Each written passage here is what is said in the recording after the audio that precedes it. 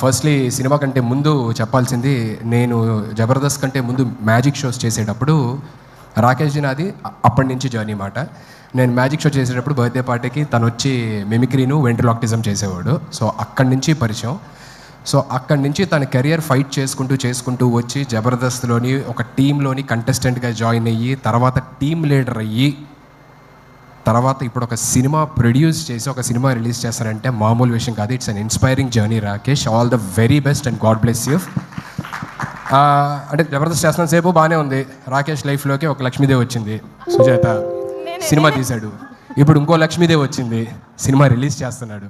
ఆ లక్ష్మీదేవితో పాటు డబ్బులు కూడా రాకేష్కి తిరిగి రావాలి, కొన్న ప్రొడ్యూసర్స్కి డిస్ట్రిబ్యూటర్స్కి వాళ్ళందరికీ కూడా తిరిగి రావాలని మనస్ఫూర్తిగా కోరుకుంటున్నాను. ఎందుకంటే తన కష్టాన్ని దగ్గరలో ఉంచి ఇక్కడున్న జబర్దస్త్ నుంచి వచ్చిన ప్రతి ఒక్కరు కూడా ఎంత కష్టపడ్డారు, ఎక్కడి నుంచి వచ్చారు అనేది తెలుసు. So I really look up to you Rakesh. Thank you so much once again for having me here. And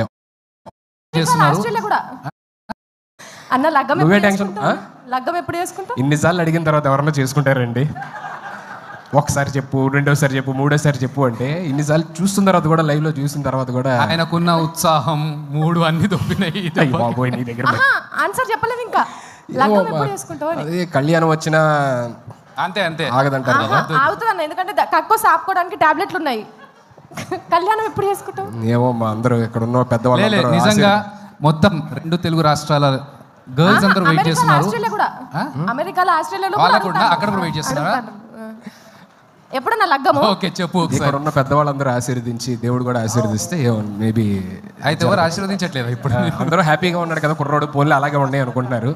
అర్థమవుతుంది, చూస్తుంటే అర్థం కావట్లా. పెళ్ళైన వాళ్ళందరూ కూడా పూజలు చేసేటోళ్ళకి అంతగానం ఆశీర్వదిస్తే నువ్వు ఎప్పటికీ పూజలు చేస్తావు, నిన్ను ఎందుకన్నా ఆశీర్వదిస్తలేడు దేవుడు? అక్కడ చూడు, పెళ్ళైన వాళ్ళందరూ చూడు, వాళ్ళందరూ పోన్లే ఇలాగే బాగున్నాం, ఇలాగే హ్యాపీగా ఉండు అని చెప్పాను. ఒక్కరిని చూపి అన్న, నువ్వు ఇట్లనే మంచిగా. ఒక్క నిమిషం వెంకన్న అడుగుదాం. అన్న ఈయన పెళ్లి చేసుకోనా లేదా? అంటే తాడిడిచిన ఎద్దు లెక్క మొత్తం రోడ్డు మీద తిరుగుతున్నాడు. ఈయన పెళ్లి చేయాలన్నా వద్దా? ఒక్క మాట చెప్పాను అన్న. పెళ్లి చేసుకున్నాడు సుఖంగా ఉంటే కాబట్టి చేసుకోనికి పెళ్ళి అంత అవసరం. చేసుకుంటే లేదు కానీ ఏ ఊరికి పెళ్ళి అంటే ప్రపంచంలో పక్షులు కలిసినట్టు కలిసి ఉన్నారు. దానికి పెద్ద కథ కార్యక్రమం లేని పోని పంచాయతీ అంతా. మీ ఎక్స్పీరియన్స్ మొత్తం బయట పెట్టిరన్న. ఇక్కడ నవ్వుతున్న వాళ్ళందరూ భార్య బాధితులే అన్న.